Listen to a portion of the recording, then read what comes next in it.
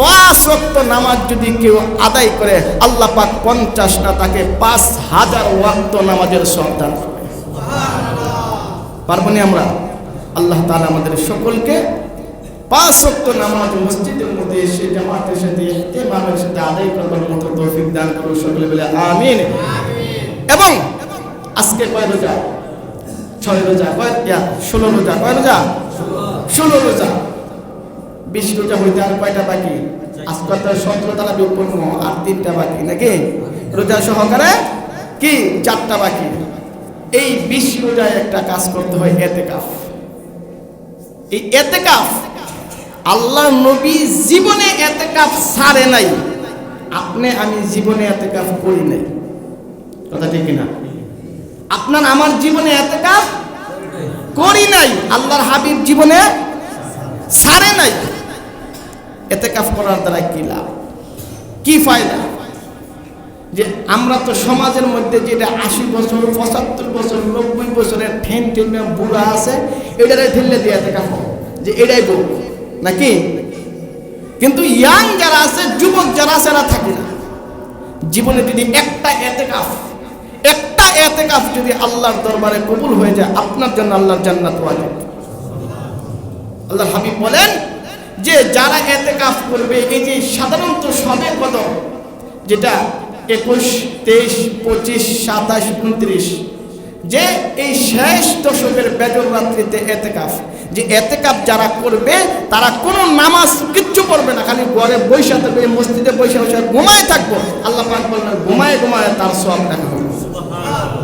ইতিকাফের এমন ফজিলত, এজন্য শুধু বুড়ারা না, যুবক ভাইয়েরা, ইয়াং ছেলেরা ইতিকাফ করার জন্য আমরা নিয়ত করব। পারবো না ইনশাআল্লাহ? জীবনে ইতিকাফ করলে প্রত্যেকটা কাজে সাকসেস হবে। আল্লাহ পাক প্রত্যেকটা কাজের মধ্যে আপনাকে লাভবান করবে, প্রত্যেকটা কাজের মধ্যে আল্লাহ পাক আপনাকে বরকত দান করবে। এজন্য ইতিকাফ সারা যাবে না, ইতিকাফ করতে হবে প্রত্যেকটা মহল্লা থেকে। এবার আমি চেষ্টা করব, দেখবো ইনশাআল্লাহ আমাদের যুবক ভাইয়েরা, দেখি কয়টা যুবক বসে যে 10 দিনের জন্য আমি আল্লাহর জন্য ইতিকাফ। কেন জানেন? আরেকটা স্বাভাবিকভাবে বুঝেন যে একটা কোটিপতির কাছে আপনি কোনো একটা জিনিস আবদার করলেন যে আমাকে এই জিনিসটা দেন, আপনি একবার গেলেন, 2 বার গেলেন, সে দেয় নাই। যদি তার ঘরের দরজার সামনে আপনি পয়সা বলেন ভাই দেন, ভাই দেন, ভাই দেন, এই বিরক্ত হইয়া সর্বশেষ কি করব? এতবার যেহেতু কইতাছস তোরে আমি দিয়ে দিলাম। ইতিকাফ মানে হইছে আল্লাহর পাকের কুদরতি দরজার মধ্যে টাক দেওয়া। আল্লাহ সমস্ত কিছু বউ সাইরা, বিবি সাইরা, দুনিয়ার সমস্ত খেলতামাশা, আনন্দ উল্লাস সব সাইরা আল্লাহ ইবাদত বন্দি করতে করতে এখন তোমার ঘরের দরজার মধ্যে আল্লাহ ডাকতাছে, আল্লাহ তুমি মাফ করে দাও, আল্লাহ তুমি জান্নাত দাও। আল্লাহ পাক বলবে এটা সব কিছু সাইরা সর্বশেষ যেহেতু আইসা আমার দরজার মধ্যে এমনি ডাকতাছে, আমি আল্লাহ তাকে ক্ষমা করে জান্নাত দিয়ে দিলাম। তো এই ইতিকাফ মানে কি? আল্লাহ পাকের দরজার মধ্যে আইসা টাকানো। নবী করিম সাল্লাল্লাহু আলাইহি সাল্লাম ইমামতি করবেন, বা কে ইমামতি করবেন, এই চমকটা দেখানোর জন্য। যেমন এখানে আমরা সবাই মুসল্লি আছি, তো এই সবগুলা মুসল্লি থেকে দামি কে? ইমাম। সবগুলা মুসল্লি থেকে দামি কে? ইমাম। যে কেন? যে এই ইমামের পিছনে, এখানে যদি এখনো প্রেসিডেন্ট আসে, ইমামের পিছনে নামাজ পড়তে হবে, তাহলে প্রেসিডেন্টের চাইতে ইমামের মূল্যটা বেশি। রাব্বুল আলামিন এই 1,00,000 বা 2,24,000 যে পয়গম্বর ছিল, এদের মধ্য থেকে দামি, এমনিতেই তো দামি বানাইছে, তারপরে এই দামটা, এই সম্মানটা প্রকাশ করার জন্য প্র্যাকটিক্যাল ভাবে রাব্বুল আলামিনের সমস্ত নবীগুলোকে এখানে একত্র করেছে। রাব্বুল আলামিন বলেন, ইয়া রাসূলুল্লাহ, ইয়া হাবিবাল্লাহ,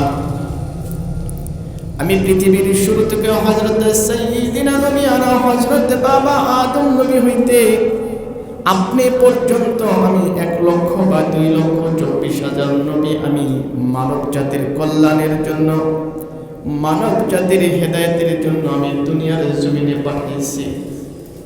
কত নবী পাঠাইছি? হযরত সুলাইমান আলাইহিস সালামকে আমি তাম পৃথিবীর রাজত্ব দিয়েছিলাম। সুলাইমান আলাইহিস সালাম একজন নবী, তিনি রাজ সিংহাসনে বৈশা তামাম পৃথিবীটার মধ্যে ঘোরাফেরা করতেন। আমি আল্লাহ তাআলা পৃথিবীর প্রথম নবী সাইয়্যিদিনা নবিয়ানা হযরতে বাবা আদম আলাইহিস সালাম যিনি ওইখানে উপস্থিত, সমস্ত নবীগুলোকে আমি একত্র করে তাদের চাইতে আপনাকে আমি সম্মানিত করে সামনে পাঠিয়ে দিলাম।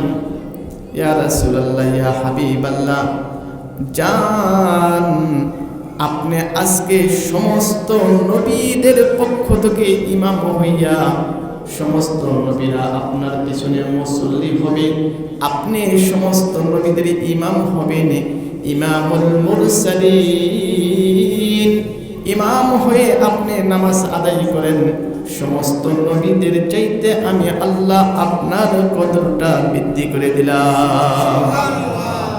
এই বাইতুল মুকাদ্দাস, ওখানে যে পৃথিবীর বেশিরভাগ নবীদের কবর এই বাইতুল মুকাদ্দাসে, ফিলিস্তিনে, যেটা ইহুদিরা বানচাল করার জন্য, ধ্বংস করার জন্য অনেক কিছু করছে। পুরা ফিলিস্তিনকেই ধ্বংস করে দিয়েছে, পুরা ফিলিস্তিনকেই ধ্বংস করেছে। সেই ইহুদি নাসারা খ্রিস্টানদেরকে দাঁত ভাঙা জবাব দিচ্ছে বর্তমানে ইরান। কথা ঠিক কিনা? আল্লাহ তাআলার কাছে দোয়া করে আল্লাহ পাক যেন ইহুদিদের সমস্ত চক্রান্তগুলোকে নষ্ট করে ইরানের মাধ্যমে, সকলে বলে আমিন। আল্লাহ তুমি তোমার কুদরতি ভাবে ইরানকে সর্বোচ্চ মদদ দান করো, সর্বোচ্চ নুসরত দান করো। ইরান যেন পৃথিবীর সমস্ত ইহুদিগুলোকে এক এক ভাবে সমস্ত কিছুকে ধ্বংস করে দিতে পারে, সকলে বলে আমিন। কি একটা অবস্থা করছে ফিলিস্তিনের, যে একটা বাড়ি গন্ধ সব রণক্ষেত্র করে দিয়েছে। তো সেই জবাবটা এখন আল্লাহ পাক এই ইরানের মাধ্যমে দিয়েছে। ইরান যেন আল্লাহ পাক যেন ইরানকে সর্বোচ্চ শক্তি দান করে, কোন ইহুদিদেরকে যেন বিন্দু পরিমাণ ছাড় না দেয়। এই পবিত্র মাহে রমজান মাসে আল্লাহর কাছে দোয়া। তার রব্বে কারীম তার হাবিবকে এখানে নামাজ পড়াইছে। পৃথিবীর শুরু থেকে শেষ পর্যন্ত যত নবী আসছে সমস্ত নবীদেরকে মুসল্লি বানায়, হাবিবকে ইমাম বানায় নামাজ পড়াইছে। এখন হাবিবকে নিয়ে যাবে প্রথম আসমানে। কোথায় নিয়ে যাবে? পৃথিবীর কোন বিজ্ঞানী এই মহা আকাশ পর্যন্ত গেছে নাকি? যে আকাশ প্রথম আসমানে পৃথিবীর কোন বিজ্ঞানী আজ পর্যন্ত যাইতে পারে না। প্রথম আসমান, দ্বিতীয়, তৃতীয়, চতুর্থ, পঞ্চম, ষষ্ঠম, তারপরে আল্লাহর বাড়ি, আল্লাহর হাবিবকে নিয়ে যাবে। এই জন্য সমস্ত বিজ্ঞানীরা তারা গবেষণা কইরা যেটা পারে নাই, আজ থেকে 1500 বছর আগে আল্লাহর হাবিব কোথায় গেছে? বিজ্ঞানীরা রকেটে চড়ে চাঁদের দেশে যায়, ও ভাই আমগো নবী রকেট সারাই মেরাজ শরীফ যায়। কথা ঠিক কিনা?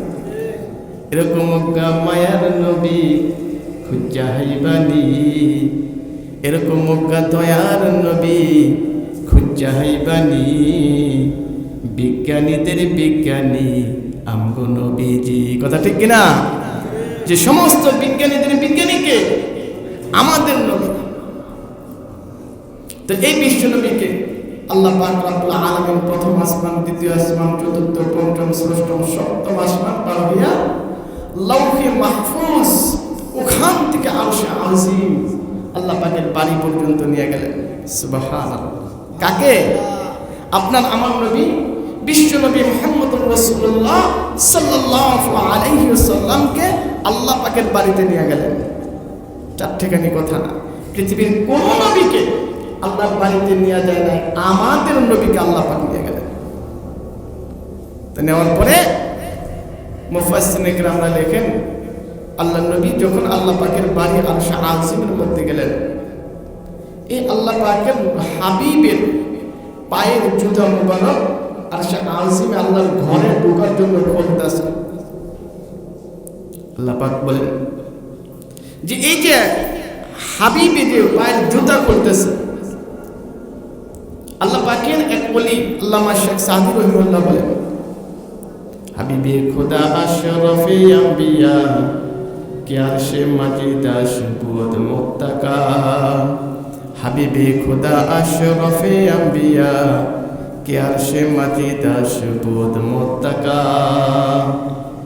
যে আল্লাহ পাক বলেন, যখন নবীজি এইভাবে পা থেকে জুতা খুলতেছে, আল্লাহ পাক বলেন হাবিব আপনার পায়ের জুতা খুলবেন না। কি করবেন না? হাবিব আপনার পায়ের জুতা খুলবেন না। কেন জুতা খুলব না? বলেন যে আপনার পায়ের জুতার যে তুলা আছে, এই তুলা যদি আমি আল্লাহর আরশে আযিমের মধ্যে লাগে, আমি আল্লাহর আরশে আযিমের মূল্য দাম বাইরা যাইব। হাই হাই, কার? আমগুর নবীর পায়ের ধুলা লাগলে, জুতার ধুলা লাগলে আরশে আযিমের দাম বাইরা যাইব। আরশে আযিম যেখানে কোরআনের বাড়ি ছিল, যেখানে আল্লাহর বাড়ি। এবার বন্ধুকে তো দুনিয়ার জমিন থেকে নিয়ে গেছে, সাত আসমান পার করে আল্লাহকে মাহফুজ আরশে আযিম ওখানে নিয়ে গেছে।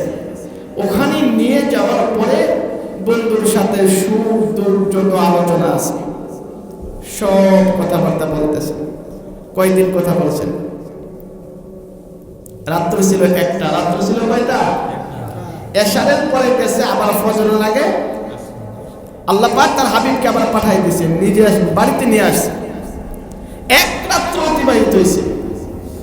মাঝখানে ওই এক রাত্র আল্লাহ পাক তামাম পৃথিবীর সময়টাকে এক রাত্রের মধ্যে সীমাবদ্ধ করাইয়া, এক রাত্র দুই রাত্র না, এক মাস দুই মাস না, এক বছর দুই বছর না, দীর্ঘ 27 বৎসর এক রাত্রির সময়তে আল্লাহ পাক অতিবাহিত করেছে। কয় বছর? 27 বৎসর। একটা জায়গার মধ্যে 27 বৎসর যখন থাকে, তখন এই ব্যক্তিটার সাথে যে একটা আন্ডারস্ট্যান্ডিং, মহব্বত, ভালোবাসা হয়, তার সম্পর্কে কোনো কিছু অজানা থাকে। আল্লাহর হাবিবকে আল্লাহ পাক দীর্ঘ 27টা বৎসর আল্লাহর সাথে রাইখা মহব্বত, মুআলাকাত। জান্নাত জাহান্নাম, কি করলে জান্নাতে যাবে, কি করলে জাহান্নামে যাবে, জাহান্নামের মধ্যে কোন ব্যক্তির কি কারণে শাস্তি হইতেছে, রব্বুল আলামিন সমস্ত কিছু ফেরেশতার মধ্যে ঘুরায় ফিরায় দেখায়। জান্নাতের কোন জায়গার মধ্যে কি আছে আল্লাহর হাবিবকে হাতে ধইরা ধইরা ঘুরায় ঘুরায় দেখায়। রাত্র একটা, কিন্তু আল্লাহ পাক এক রাত্রকে স্টপ করিয়া 27 বছরের সময়টাকে এক রাত্রের মধ্যে সীমাবদ্ধ করিয়া আল্লাহ পাক জান্নাত জাহান্নাম সব কিছু আল্লাহর হাবিবকে দেখায়, সব কিছু ঘুরায় ফিরায় দেখায়। দেখাইয়া আল্লাহর হাবিবকে সাথে যখন বৈশা আলাপ আলোচনা করে, বন্ধুর বাড়িতে বন্ধু গেলে বলে না, দোস্ত আমার বাড়িতে আসছো, কি লিয়ে এসো? কয় না? আমরা বলিনি যে দোস্ত আমার বাড়িতে আইসো তো কিছু লইয়া আইসো নি? কয় না এরকম কথা? আমরা বলিনি? এরকম আল্লাহ পাক তার হাবিবকে জিজ্ঞাসা করছে, হাবিব আপনি যে দুনিয়ার জমিন থেকে এই যে আমার বাড়িতে আসছেন, এখন আমার জন্য কিছু নিয়ে আসছেন নি? আমার জন্য কিছু নিয়ে আসছেন নি?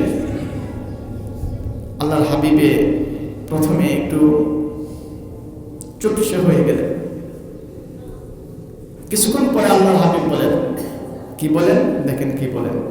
আল্লাহর হাবিব বলেন, আত্তাহিয়াতু লিল্লাহি ওয়াসসালাওয়াতু ওয়াত-তাইয়্যিবাত। কি বলেন?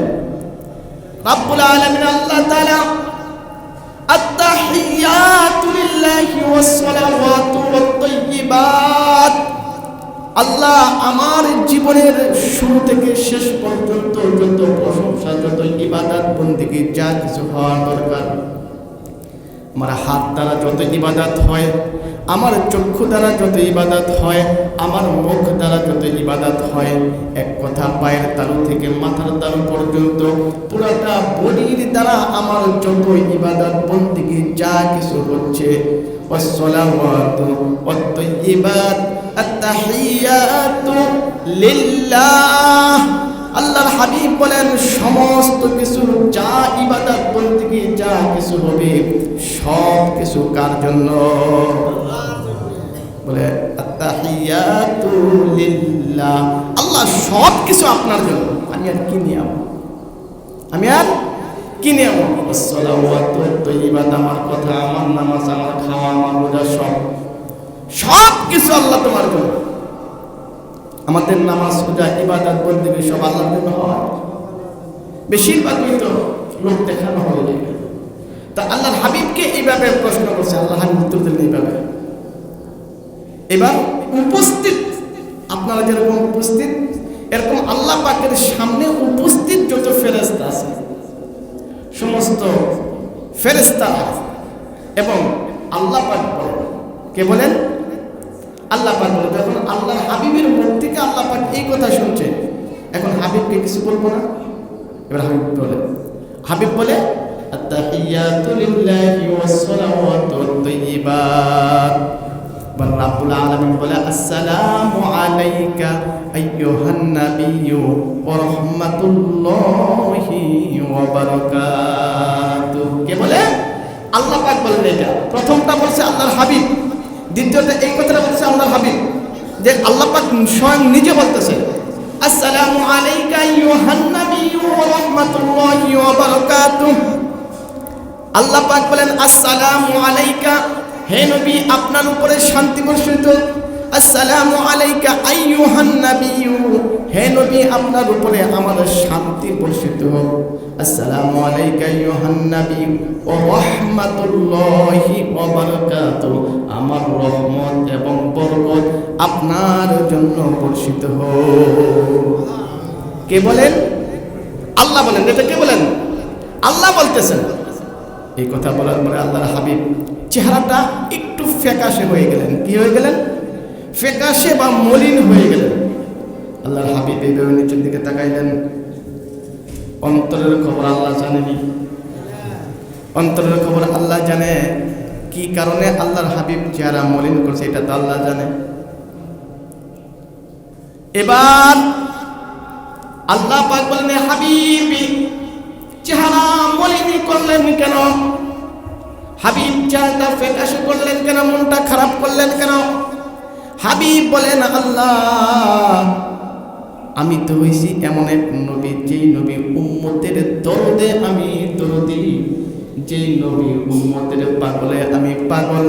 আমি হাসরের মাঠে জাহান্নামের ধারে ধারে আমি দৌড়াবো আর খুঁজতে থাকবো আমার একটা উম্মত জাহান্নামে যায় কিনা। আমি তো সেই নবী। আল্লাহ আপনার জন্য আমার ইবাদত বন্দেগী সব কিছু আপনি বললেন আমার উপরে শান্তি রহমত বর্ষিত হোক, আমার উম্মতের কথা তো আপনি বললেন না। আই হায়, কোথায়?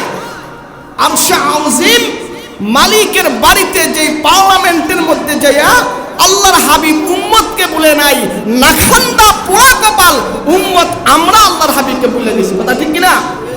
যে এক তো নবীর সুন্নাত পরিপূর্ণভাবে মানতেছি না, দ্বিতীয়ত কোরআন হাদিসের বিদ্বেষ, কোরআন হাদিসের বিপক্ষে নবীর বিরুদ্ধে কোনো কথা আসলে, কোনো কথা বললে আমরা মাঠে নামবো তো দূরের কথা, মন থেকে প্রতিবাদটা পর্যন্ত করতে জানি না। কথা ঠিক কিনা? একমাত্র দল পূজা করার কারণে। কয় এখানে যদি নবীর পক্ষ হইয়া বাতিলদের বিরুদ্ধে কথা বলি তাহলে ফেসিবাদ সেকুলার যারা আছে তারা বেজার হয়ে যাইব, তারা অসন্তুষ্ট হয়ে যাবে। সুতরাং এইখানে আল্লাহর হাবিবের ইজ্জতকে, আল্লাহর ইজ্জতকে মাইনাস করে রইল, আমার দলের লেতা ফুজাকে খুশি করতে হইব। কথা ঠিক কিনা? এটা হচ্ছে আপনার আমার ঈমান। যে আল্লাহর হাবিব পার্লামেন্টে কোথায় যে ওখানে যায় কি আল্লাহর হাবিব তার উম্মতকে বলে দেয়। এই কথা শুনে না আল্লাহ পাক খুশি হয়ে গেলেন। এবার পরের উত্তর দেখেন কি দিলেন। আবার আল্লাহ পাক কি বললেন? আসসালামু আলাইনা ওয়া আলা ইবাদিল্লাহিস সলিহিন। নবী আপনি শান্ত হন, নবী আপনি থামেন, আপনি খুশি হন, যারা মলিন করবেন না, অসন্তুষ্ট হইবেন না। ও নবী শুধু আপনি না, আসসালামু আলাইনা ওয়া আলা ইবাদিল্লাহিস সালিহিন, আমরা আপনারা যারা আছে আপনার উম্মত সহকারে, আসসালামু আলাইনা ওয়া আলা ইবাদিল্লাহিস সালিহিন, যারা ইবাদত বন্দেগী করবে, নামাজ রোজা পড়বে, সকলের জন্য আমার শান্তি এবং রহমত বর্ষিত হোক। এটা কে বললেন? আল্লাহ পাক বললেন। এবার আল্লাহর হাবিব দোস্ত, দুই দোস্তর কথা ফেরেশতারা উপস্থিত, যত ফেরেশতা আছে সবাই শুনতেছে। এবার আল্লাহর হাবিব এবং আল্লাহ পাকের কথায় উপস্থিত যত ফেরেশতা আছে সমস্ত ফেরেশতারা খুশি হয়ে গেলেন। এবার ফেরেশতারা বললেন, আশহাদু আল্লা ইলাহা ইল্লাল্লাহু ওয়া আশহাদু আন্না মুহাম্মাদান আবদুহু ওয়া রাসূলুহু। এই যে তাশাহুদ, কোথায় এটা? এই আরশে আজিম, লৌহে মাহফুজ, যেটা আরশে আজিম আল্লাহর বাড়িতে যে এই আলাপ আলোচনা হচ্ছে, ওখানে যে এই আলাপ আলোচনা হচ্ছে, বলতেছেন আশহাদু আল্লা ইলাহা ইল্লাল্লাহ, আমরা সকলে সাক্ষ্য দিচ্ছি যে আশহাদু আল্লা ইলাহা ইল্লাল্লাহ ওয়া আশহাদু আন্না, আপনি বিশ্বনবী মুহাম্মদুর রাসূলুল্লাহ সাল্লাল্লাহু আলাইহি সাল্লাম মুহাম্মাদান আবদুহু ওয়া রাসূলুহু, নিশ্চয় আপনি আল্লাহর হাবিব, আল্লাহর রাসূল এবং আল্লাহর বান্দা। এই আল্লাহ পাকের সাথে এই দোস্তের এই মোলাকাত শেষ। রাত্র কয়টা? একটা। রাত্র কয়টা? একটা। অতিবাহিত হয়েছে কয় বছর? যে 27 বছর এক রাত্রিতে অতিবাহিত হয়েছে। যেই মালিকের সাথে দীর্ঘ 27 বছর আলাপ আলোচনা মোহাব্বত হয়, 27 বছরে কত পরিমাণ কথা, কত পরিমাণ মোহাব্বত, কত পরিমাণ ভালোবাসা হয়েছে এক আল্লাহ আর আল্লাহর হাবিবই ভালো জানে। কথা ঠিক কিনা? এবার সর্বশেষ রাত্র 27 বছর হয়ে গেছে। রাত্র যত গভীর, সকাল তত নিকটে। আবার ফজরের নামাজের পূর্বে আল্লাহর হাবিবকে তার বাড়িতে পাঠাইল। এবার যাওয়ার সময় এখন বন্ধুর জন্য বন্ধুর বাড়িতে গেছে। আল্লাহর হাবিব তো বলল যে আল্লাহ, আমার জীবনের ইবাদত বন্দেগী নামাজ রোজা যা আছে সব কার জন্য? আল্লাহ তোমার জন্য। এখন বন্ধু আয়েশা পড়ল। এখন যে আল্লাহর হাবিব বাড়িতে আয়েশা যদি বলে যে আজকের রাত্রে আমি মেরাজে গেছিলাম, ওই মেরাজে গেছিলাম, হাবিবের সাথে আল্লাহর সাথে আমি সাক্ষাৎ করছি, আল্লাহর সাথে কথা বলছি, মানুষ বিশ্বাস করবো যে কি কই এটা? প্রথম আসমান, দ্বিতীয় আসমান, সপ্তম আসমান পার হইয়া লৌহে মাহফুজ, ওখান থেকে আরশে আজিম আল্লাহর বাড়িতে যে আল্লাহর সাথে সাক্ষাৎ করে মুসা আলাইহিস সালাতু ওয়াস সালাম এত বছর আল্লাহর সাথে কথা বইলা আল্লাহর সাথে দেখা করবে পারে না। আল্লাহর যে 70,000 নূরের পর্দা থেকে মাত্র একটা নূরের পর্দা উঠাই দিছে, সাথে সাথে তুর পর্বত পুইরা ছাই হইয়া গেছে। এই মুসা আলাইহিস সালাতু ওয়াস সালাম একটা নূরের ঝলক সহ্য করতে পারে নাই, আর আপনি আল্লাহর সাথে সরাসরি সাক্ষাৎ করছেন। এটা কিভাবে পসিবল? এটা কিভাবে পসিবল? মানুষ বলতে পারে না। তো এই জন্য আল্লাহর হাবিব যখন আয়েশা পড়ব, তখন আয়েশা পড়ার পূর্বে এই আল্লাহর হাবিবকে আল্লাহ পাক বলেন যে হাবিব, দুনিয়াতে তো যাবেন, আপনার উম্মতরা তো জিজ্ঞাসা করবে যে সরাসরি আল্লাহর পার্লামেন্টে গেলেন, উম্মতের জন্য আমগোর জন্য কি নিয়ে আসলেন? বলবো নি?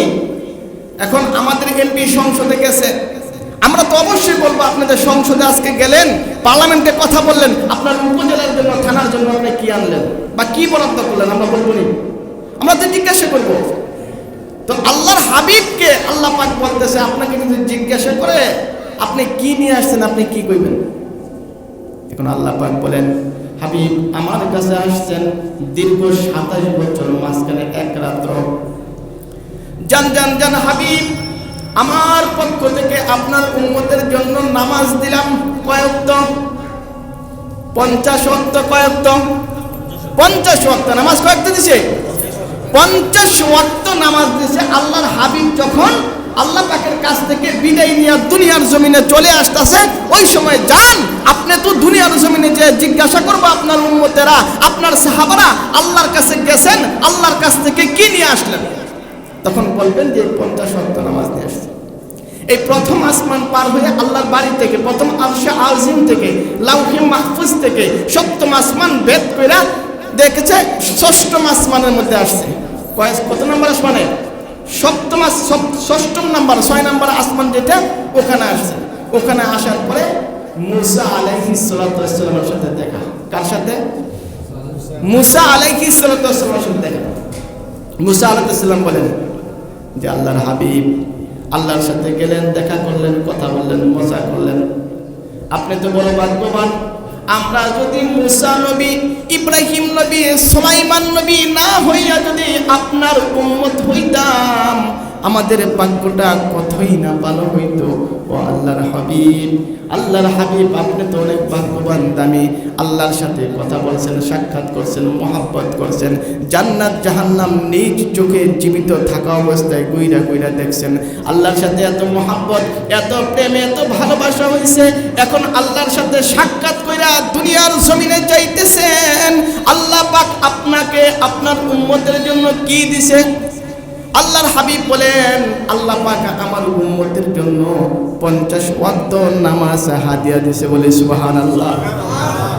এবার মুসা আলাইহিস সালাম বলেন, সাবধান, আপনার উম্মত তো দুর্বল। আপনার উম্মত কি? আপনার উম্মত দুর্বল। 50 ওয়াক্ত নামাজ কোনদিন আপনার উম্মত পড়তে পারবে না। যান যান যান, আল্লাহর কাছে যান। আবার আল্লাহর কাছে যাইয়া আরেকটু কমাই নিয়ে আসেন। এবার আল্লাহ পাকের কাছে যাইয়া আল্লাহর হাবিব বলেন, আল্লাহ, আমার উম্মত তো দুর্বল। আমার উম্মত কি? যে উম্মতের মহব্বত, উম্মতের প্রেম, উম্মতের ভালোবাসা, উম্মতের দরদ এখন পর্যন্ত রওজায় শুইয়া শুইয়া ইয়া উম্মতি, ইয়া উম্মতি, ইয়া উম্মতি, আল্লাহ আমার উম্মতের কি হবে, আমার উম্মতের কি হবে। এখন পর্যন্ত রওজা পাকে শুইয়া শুইয়া উম্মত উম্মত বইলা কাঁদতেছে। বলে সুবহানাল্লাহ। এবার আল্লাহ পাকের কাছে গেছে মুসা আলাইহিস সালাম, বলে আল্লাহ, আমার উম্মত 50 ওয়াক্ত নামাজ পড়বে না, আল্লাহ কমায় দেন। আল্লাহ 5 ওয়াক্ত কমায় দিলেন। বাকি আছে কত? 45 ওয়াক্ত। 45। আবার মুসা আলাইহিস সালামের সাথে দেখা। মুসা আলাইহিস সালাম না, তাইটাও পারতো না। কেডাও পারতো না। যে জানা আরো কমায় নিয়ে আসেন। কমাইতে কমাইতে কমাইতে কমাইতে একবার না, দুইবার নয়, 5 নং 45। কত? 5 নং 45। 9 বার আল্লাহর কাছে যাইয়া 5 ওয়াক্ত করে কমাইতে কমাইতে 45 ওয়াক্ত নামাজ কমায় ফেলছে। বাকি আছে মাত্র 5 ওয়াক্ত। এবার মুসা আলাইহিস সালামের কাছে আসছে। মুসা আলাইহিস সালাম আর কয়েকটা আছে, 5 ওয়াক্ত করে জানা, আবার কমাইলেন। এইটা আমাদের উম্মত পারতো না। এত অলসের অলস, কথা ঠিক কিনা? এই কথা ঠিক কিনা? মাত্র 5 ওয়াক্ত নামাজ। আমার বিবির কারণে, ব্যবসার কারণে, কাজের কারণে, সময়ের কারণে, ব্যস্ততার কারণে, নেশার কারণে, জুয়ার কারণে, মাদকের কারণে 5 ওয়াক্ত নামাজ পড়া সম্ভব হয় না। কথা ঠিক কিনা? যে 5 ওয়াক্ত নামাজও পড়া সম্ভব হয় না।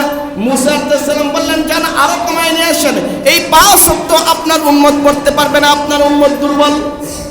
আল্লাহর হাবিব বলেন, না না না, একবার না, দুইবার না, 5 নং 45। 9 বার আল্লাহর কাছে ইয়া কমাইতে কমাইতে মাত্র 5 আনছি। আর যাইতে পারবো না। এখন যাইতে আমার লজ্জা লাগে। কি লাগে? লজ্জা লাগে। আর যাইতে পারবো না। যদি হাদিস শরীফের মুফাসসিরিন کرام লেখেন, যদি আল্লাহর হাবিব আবার যাইতো, যদি আল্লাহর হাবিব আবার যাইতো, এই 5 ওয়াক্ত খতম। এই 5 ওয়াক্ত কি খতম? কেন? আল্লাহ পাক তার হাবিবের মহব্বত, প্রেম, ভালোবাসা এত যে আসার সময় আল্লাহর হাবিব যখন আল্লাহর সাথে দীর্ঘ 27 বছর মহব্বত, মোলাকাত, ভালোবাসা লাগাইয়া যখন দুনিয়ার জমিনে আবার আইসা পড়ে, আল্লাহ পাকের মনটা বেকুল হয়ে গেছে, ব্যতীত হয়ে গেছে। আমার হাবিব দীর্ঘ 27 বছর আমার কাছে ছিল, এখন আমার হাবিব আমারে তুইয়া যাইতেছে, আমি আল্লাহ এতিম হয়ে গেলাম। আল্লাহু আকবার। যে আমি আল্লাহ এতিম হয়ে গেলাম। আল্লাহ পাক বলেন, মুফাসসিরিন کرام বলেন, আল্লাহর হাবিবের এই যে আপনি আমি হাঁটলে কি পড়ে? ছায়া। কি পড়ে? ছায়া আছে না? ছায়া। এই ছায়া পড়ে। আল্লাহর হাবিবের ছায়া পড়তো না। কেন ছায়া পড়তো না? আল্লাহ পাক বলেন, আমি আমার হাবিবকে এত মহব্বত করি, এত ভালোবাসি, যার প্রেমে, যার মহব্বতে আসমান, জমিন, চন্দ্র, সূর্য, গ্রহ, নক্ষত্র সমস্ত কিছু আমি আল্লাহ যার প্রেমে, যার ভালোবাসায়, যার মহব্বতে সৃষ্টি করেছি। আমি আল্লাহ তাআলা যার প্রেমে আমি সৃষ্টি করেছি, তাকে আমি এত ভালোবাসি। আমার কাছে আমি যাকে পৃথিবীর শুরুতে সৃষ্টি করেছি, সর্বশেষে পাঠাইছি। পৃথিবীর শুরুতে সর্বপ্রথম আমি আল্লাহ যাকে সৃষ্টি করেছি, আল্লাহ পাক সর্বপ্রথম বিশ্বনবী মুহাম্মদ রাসূলুল্লাহ সাল্লাল্লাহু আলাইহি ওয়াসাল্লামকে বানায়া একটা ময়ূর আকারে আল্লাহর সামনে বসায় রাখলেন। কয় বছর? 70,000 বছর। কয় বছর? 70,000 বছর। একদিন আল্লাহ পাক তার ওই ময়ূরের দিকে আল্লাহ পাক তাকাইলেন। কি করলেন? তাকাইলেন। তাকানোর পরে ওই ময়ূরের মধ্যে একটা ভীতি, একটা কম্পন সৃষ্টি হইল। যেই কম্পনের কারণে, ভীতির কারণে, ভয়ের কারণে ওই ময়ূর থেকে 7 ফুটা ঘাম বের হয়েছিল। কয় ফুটা? 7 ফুটা ঘাম বের হয়েছিল। আল্লাহ রাব্বুল আলামিন সেই 7 ফুটা ঘাম থেকে 7 আসমান, 7 জমিন, চন্দ্র, সূর্য, গ্রহ, নক্ষত্র, পৃথিবীর যা কিছু দেখি সমস্ত কিছু সৃষ্টি করেছে। কেমন প্রেম, কেমন প্রেম! তাহলে হাবিবকে সৃষ্টি না করলে গেলে কিছুই সৃষ্টি হইতো না। আল্লাহ পাক বলেন, হাবিব আপনাকে সৃষ্টি না করলে কিছুই সৃষ্টি হইতো না। যে আল্লাহ পাক আমি হাবিবকে এত ভালোবাসি, এত মহাব্বত করি, আল্লাহ পাক বলেন আমার মহাব্বতের কারণে হাবিব তো আমার কাছ থেকে মাত্র অনলি সাময়িক সময়ের জন্য দুনিয়াতে যাইতেছে। কয় বছর? 73 বছর। আল্লাহ নবী কয় বছর বাচ্চে? 73 বছর বাচ্চে, নাকি 63 বছর বাচ্চে। যে 63 বছর দুনিয়াতে আসবে, এটা আল্লাহ পাকের কাছে সহ্য হয়। এই জন্য আল্লাহ পাক বলেন, ও ফেরেশতারা এক কাজ করে আমার হাবিবদের দুনিয়ার জমিনে পাঠায় দে। কিন্তু হাবিবের যে একটা ছায়া আছে, ছায়া, এই ছায়াটারে পাঠাইস না। এই ছায়াটারে আমি আল্লাহর সামনে রাইখা দে। আমি আল্লাহর অশান্ত মনটাকে আমি এই ছায়াটা দেখা দেখা সান্ত্বনা দেব। বলেন সুবহানাল্লাহ। যে অশান্ত মনটাকে আমি এই ছায়াটা দেখা দেখা সান্ত্বনা দেব। এই জন্য আল্লাহর হাবিবের ছায়া কখনো পড়তেন না। ছায়া আল্লাহ পাক আরশে আজিমে আল্লাহর বাড়িতে রাইখা দিছে। এ আল্লাহর হাবিব, আল্লাহ পাক আল্লাহর হাবিবকে এত মহব্বত, এত ভালোবাসতেন। আল্লাহ পাক সর্বপ্রথম জিবরাইল আলাইহিস সালামের মাধ্যমে বললেন যে জিবরাইল যাও, আমার হাবিব যখন ইন্তেকাল করবে, তার দুনিয়ার জিন্দেগির হায়াত যখন শেষ হয়ে যাবে, আমার আমি আল্লাহর মনটা চাই আমার হাবিবের কবর দুনিয়ার জমিনে না, আমার আরশে আজিমের পাশে আমার হাবিবের কবর হবে। আমি আল্লাহর মনটা চাই আরশে আজিমের পাশে। যদি আল্লাহর হাবিব ওই সময় রাজি হইতো, এখন রওজা কিনে পাইতাম। High high high high! নবীর প্রেম, নবীর মুহাব্বত, নবীর ভালোবাসা, এটাতে কি এক জিনিস! আল্লাহ পাক জিবরাইল আলাইহিস সালামের মাধ্যমে বলেন যে বলেন আমার হাবিব মারা গেলে আমি যেন মনটাই চাই তার লাশটা আমার আরশে আজিমের পাশে আমি দাফন করতাম। এবার আল্লাহ পাক বলে, আল্লাহর হাবিব বলেন, আল্লাহ আমার লাশ তোমার আরশে আজিমের পাশে দামি জায়গায় দাফন করবা। আমার উম্মতেরটা কোনটা? সুবহানাল্লাহ, সুবহানাল্লাহ। মাঝে মাঝে বাড়ি যেয়ে কই নাকি সুবহানাল্লাহ আওয়াজ হয় না কে? হ্যাঁ, क्या भाई क्या करो? मैंने जन्नत में सीधे शादी करके दरख्त लगाता हूँ। যে কি করো? যে আমি জান্নাতের মধ্যে সুন্দর সুন্দর করে দরখলা গাছ লাগাইতেছি। যে একবার সুবহানাল্লাহ কইলে আল্লাহ পাক জান্নাতের মধ্যে তার জন্য একটা গাছ লাগাই দেয়। আর এই সুবহানাল্লাহ ভিতর দিয়ে বের হয় না নাকি? আল্লাহর হাবিব বলেন, ইয়া রাসূলুল্লাহ, ইয়া হাবিবাল্লাহ, জিবরাইল যাও, যে আমার হাবিবের লাশ কোথায় দাফন হবে? আল্লাহর আরশে আজিমের পাশে আমার মনটা চাই দাফন করো। আল্লাহর হাবিব বলে, আমারটা দাফন করো না, উম্মতেরটা কোনটা? আপনার উম্মতেরটা দুনিয়াতে মাটিতে জমিনে। কয় না না না না, যে উম্মতের জায়গা আরশে আজিমে জায়গা হইব না, আমি হাবিব ওই আরশে আজিমে থাকবো না, আমারও ওই জায়গার মধ্যে রাখেন যেই জায়গার মধ্যে আমার উম্মতের জায়গা হবে। আমাকে ওখানে রাখেন, কারণ আমার উম্মত যদি আমার যদি আরশে আজিমের পাশে আমার রওজা হয়, আমার আশিকগুলো, আমার মুহাব্বতের উম্মতগুলা, তাদের মনের দুঃখগুলা, কথাগুলা কোথায় যায় কইব?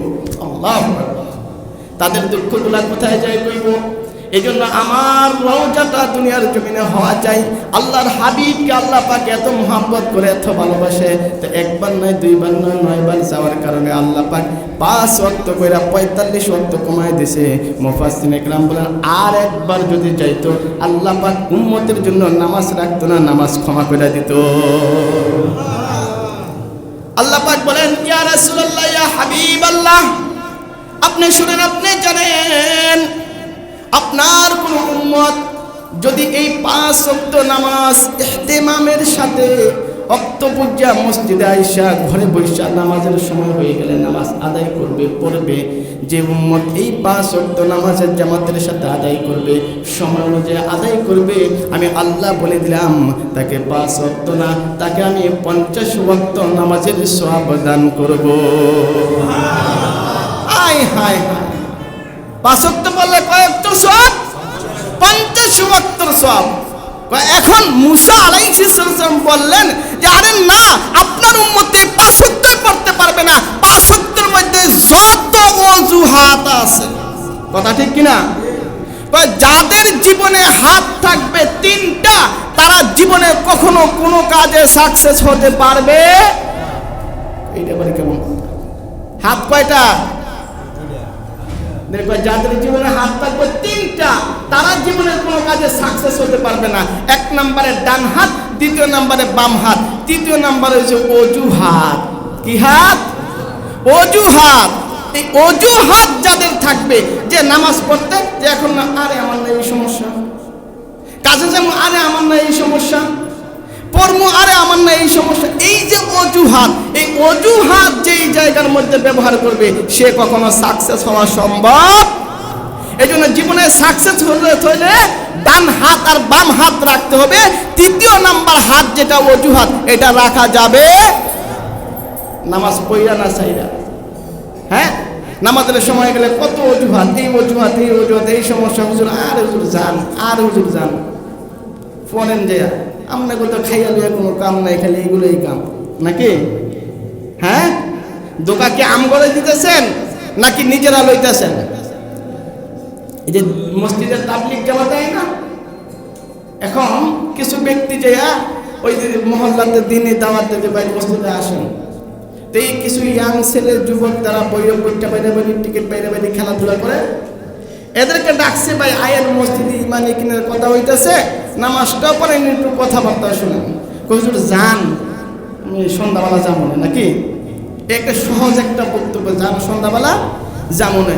যখন তারা তাদেরকে সাইডে আইসা পড়ছে, ওখান থেকে একটাই এই পাশার মধ্যে থাপড়ায় আর কই কি মজা, কি মজা হুজুর বলে ধোকা দিলাম, কি মজা, কি মজা হুজুর করে কি করলাম। এখন বলেন তো, ধোকা কি হুজুর করে দিছে না হ্যাঁ নিজে খাইছে? এই হুজুর বলে দিছে না নিজে খাইছে? এই জন্য আপনি আমি যতই বলে আর হুজুর এই সমস্যা, হুজুর কামের সমস্যা, হুজুর এইটা, হুজুর বিবিকে দেয় না, হুজুর এইতে বিভিন্ন ধরনের যত হাত দেই দিয়া মনে করি হুজুর একটা দিয়া বুঝ দিলাম, ধোকা আসলে হুজুরকে দেই না, আমি নিজে ধোকা খাইছি। কথা ঠিক কিনা? এই জন্য নামাজ ছাড়া যাবে না। এই যে রমজান মাস, হাই হাই হাই হাই, কি লাকি চান্স, কি অফার দিছে আল্লাহ। এই রমজান মাসে আমরা আমাদের ব্যস্ততার কারণে নামাজে আসতে পারি না, নামাজ পড়ি না। নামাজ পড়তে হইব নি? হ্যাঁ, নামাজ পড়তে হবে। 5 ওয়াক্ত পড়লে সওয়াব কয় ওয়াক্ত? 50 ওয়াক্ত।